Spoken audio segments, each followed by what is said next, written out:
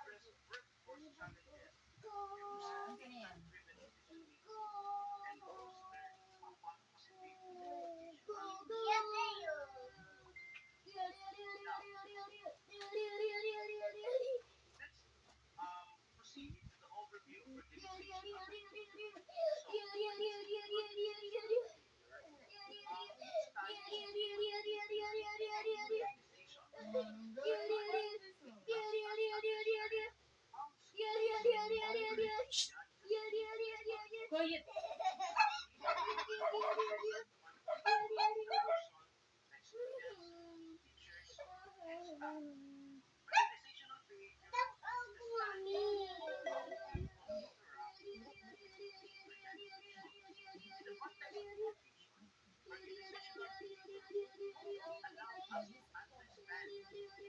Wala, di na ni.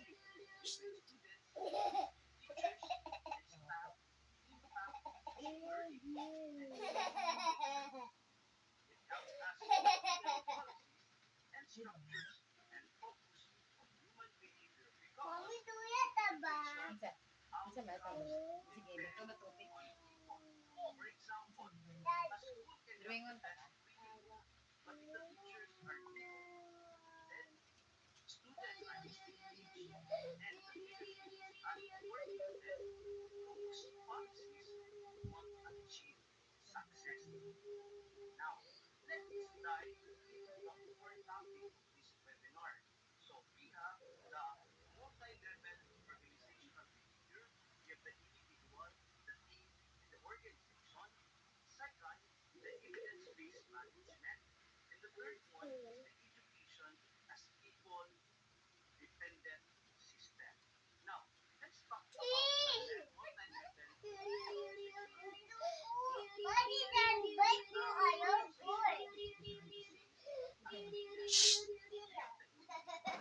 Kanang mo ginawa.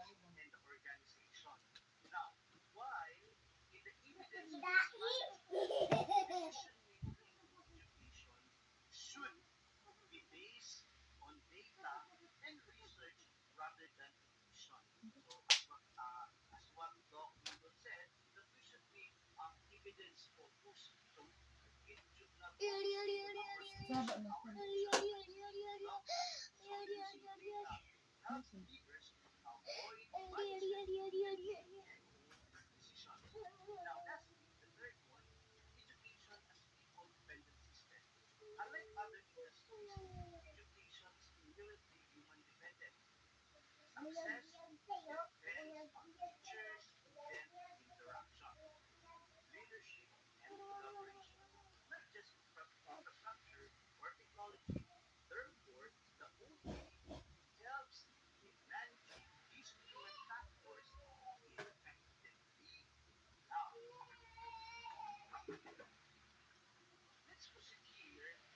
Ako like ka.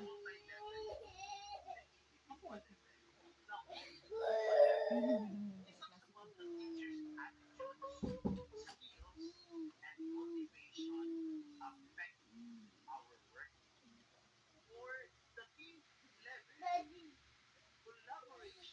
Mummy, Dad. Bati, Dad, Bible.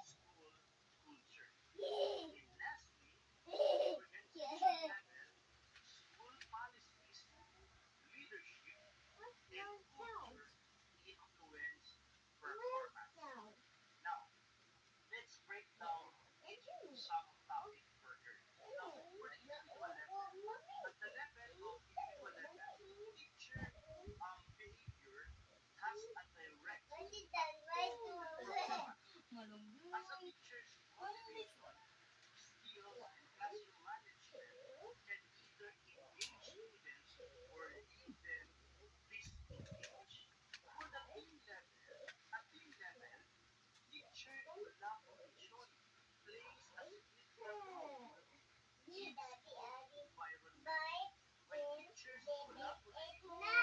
Sare, read. Sare, read, Sare. Sare. Sare. Read, Sare. Sare.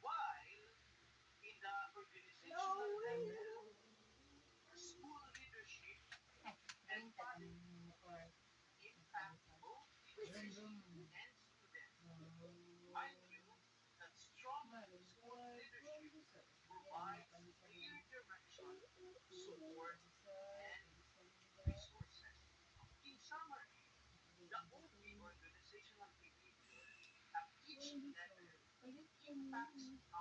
for room room.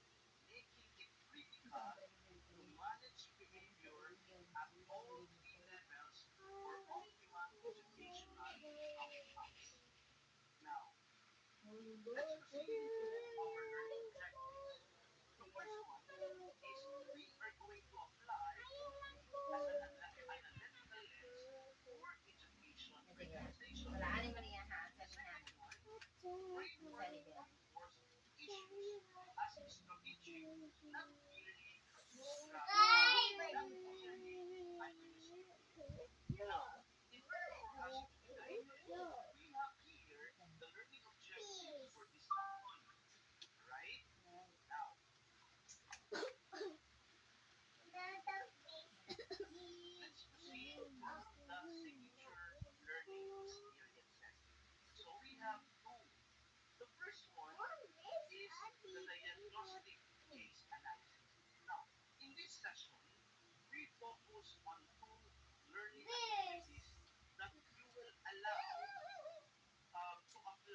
Sali ba?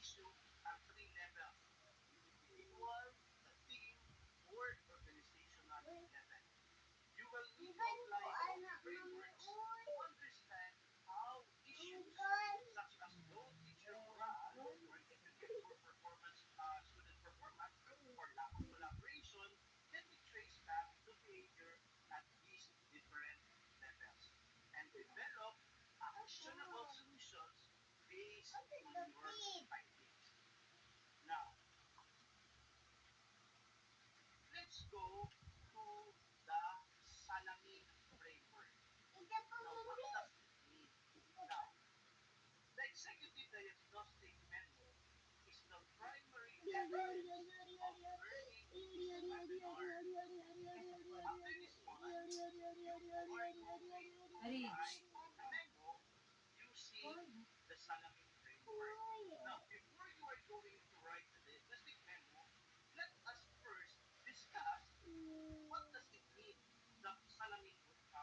You see,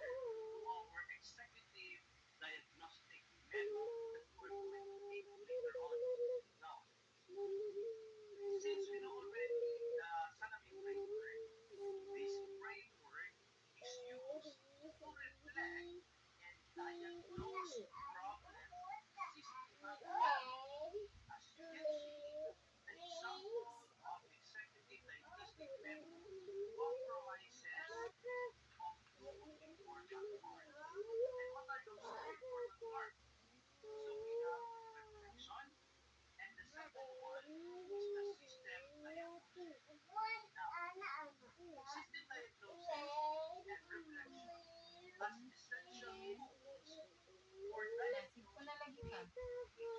Yung ka-juice niya, may ano.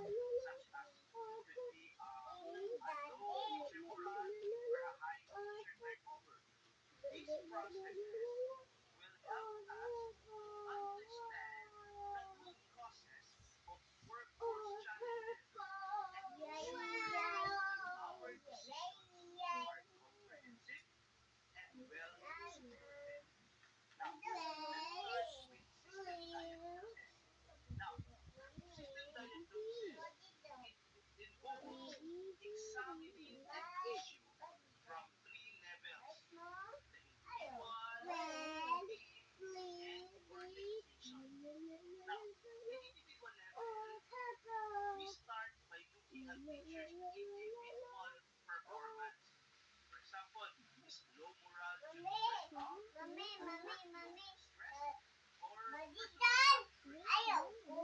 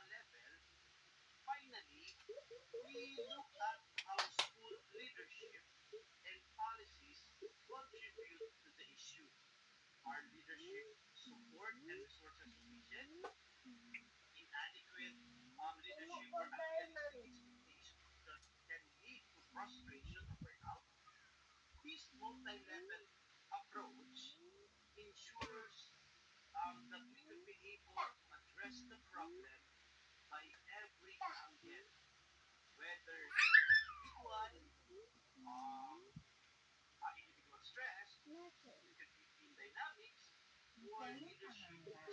Iyan muna. Pwede ka friend.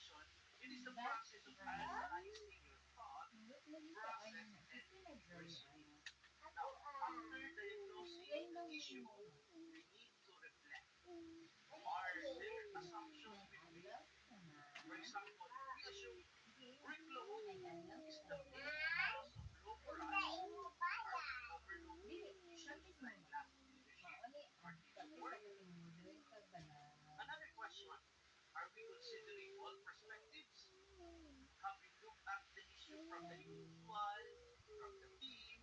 Mauli, practice ka timuloy ka ba na? Ada dia. Kaya, Ada dia. sila, Mai. Ada dia. Ada dia. sabi nga mag-sure na lang. Ako diyan, mama. At least din na may unlock ka na. Mauni ang akong pamilya. Mauni ako ang daddy. Mauni Mga biyanggo. Pilipino. Pilipino ang gusto. Daddy Winwin dito. Yes. Mag-practice ka ba kay? Mag-practice mo. Mama, bigas kayay. Mama, bigas kayay. Ang aning tanom lettuce. Dili among mga lettuce, lain kaayo. Dili among fish pan. Sa likod na mo na dito among chicken.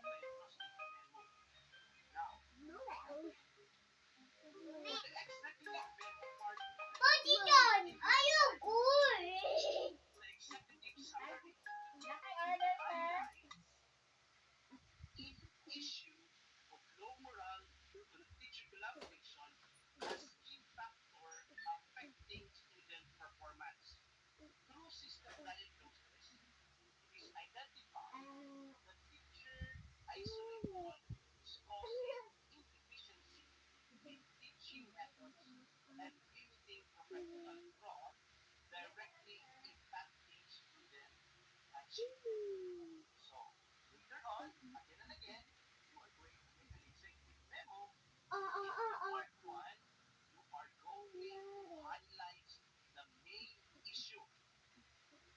Next, the second part, in the salamin reflection, we have here leadership values and core principle.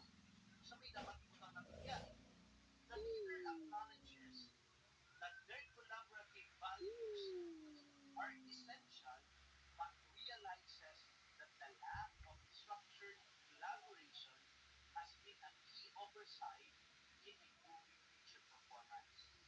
And in leadership style evolution, the, the leader is transitioning from a directive style to a transformational one, aiming to foster teamwork and shared responsibility through structured collaborative planning. Next, third bullet, the commitment to public service or the renewed commitment. The leader reaffirms their commitment to being a servant leader focused on creating a collaborative environment to enhance teacher growth and student outcomes. So, mo na dapat ibutang nato diya sa part 2. Now, in part 3, the system inclusive. So, organizational challenges and issues. So, you are going to explain the PESLT approach. Key challenges include the lack of dedicated collaboration time, uneven use of resources, or unclear performance accountability, hindering teacher effectiveness. Now, for the impact result analysis, student performance has dropped by 10% in core subjects, with teacher isolation and lack collaboration being a major factors contribute to this decline. Now, the PESLT analysis, it helps organization, including for educational institution, understand the external environment and how these macro factors affect the operations. Next, the fourth one, the fourth one, to address these issues, the following actions are proposed. So in part 4, this is now the right time to have a strategic recommendation. Now, for example, self-action. So, humanizing collaboration. So, the leader proposes monthly collaborative planning days and kapihan session to foster collaboration and address concerns, creating a supportive environment for teachers. Now, system re-engineering, the agency function. So the leader recommends introducing a collaborative teaching framework to provide consistent time for planning, supported by professional development in collaborative teaching and digital tools. Innovative service delivery, this is now the digital platform for teachers to share lesson plans and resources that will ensure continuous collaboration and access to teaching materials outside scheduled session. And last part, the conclusion. Now, the conclusion reinforces the importance of teacher collaboration in improving both teacher performance and student outcomes. So the leader commits to implementing the recommended strategies and adopted a transformational leadership style to support sustained improvements. So as we conclude the executive diagnostic memo, I want to emphasize that this format ensures leaders can diagnose problems at the individual level, team level, or even in educational organizational levels, propose strategic solutions, and outline measurable outcomes for progress.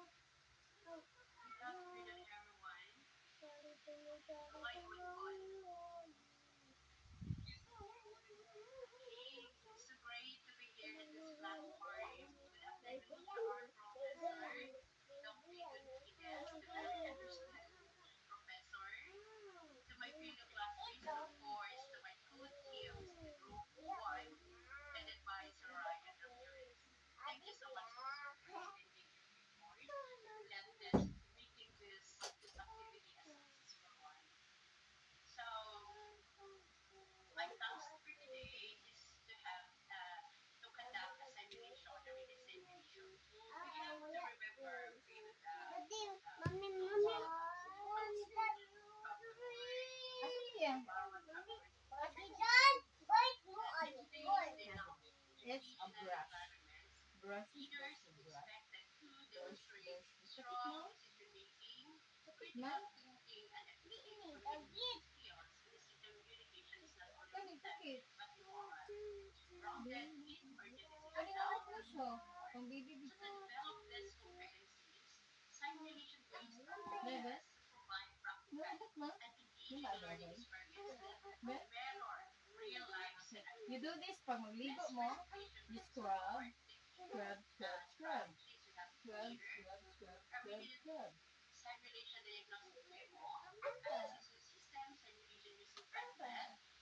What is it?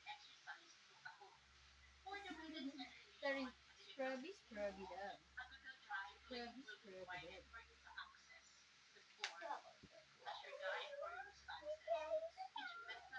Sakit ba? Kani?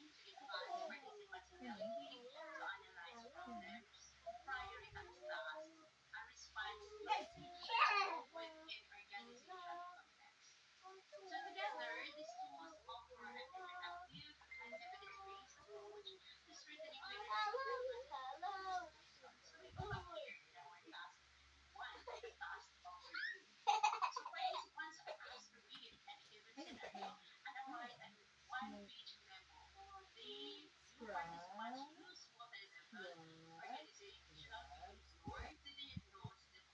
Kumot niyo. Ngayon, wala ko napansin.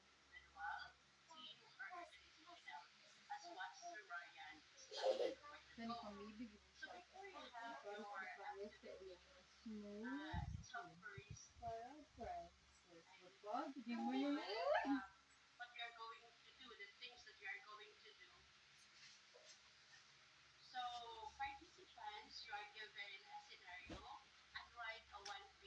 Mami, kuya the body dyan, mami. Body dyan. Bait mo, ayaw, girl.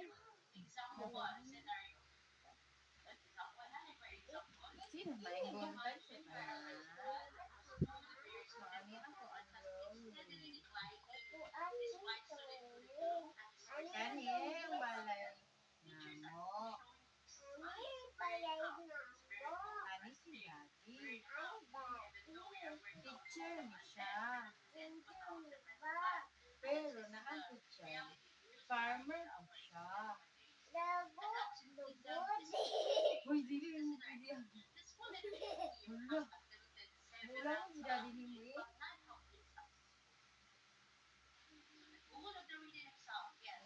Baligya po siya lettuce. Palit na mo. Ano ang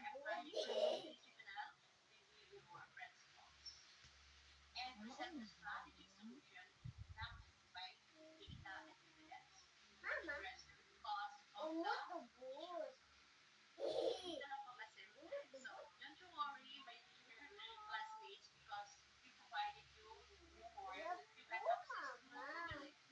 Biyak-biyak mo. Biyak-biyak, mami.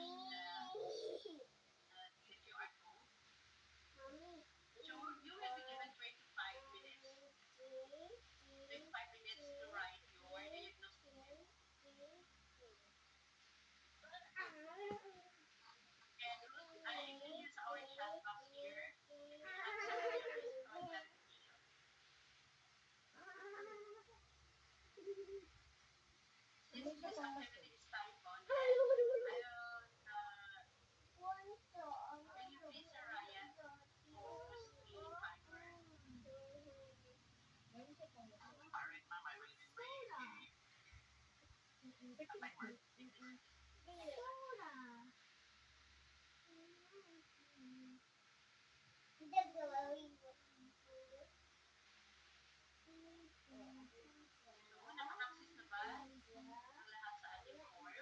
Ma'am, pwede mabutang ang link sa ano po, sa chat box. Thank you po.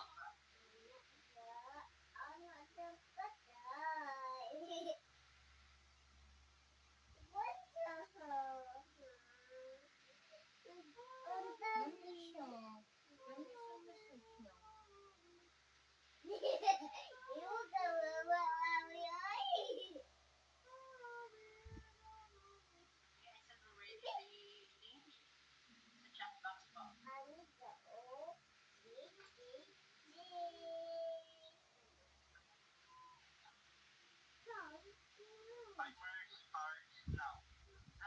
Ganito sa message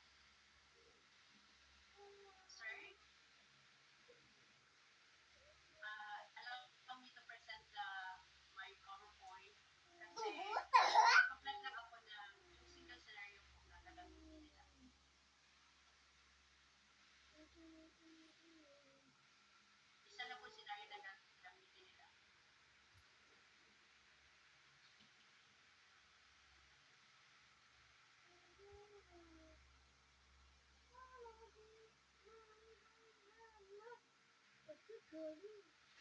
Nakita ba yung scenario ko? Hindi pa, ma'am. Hindi?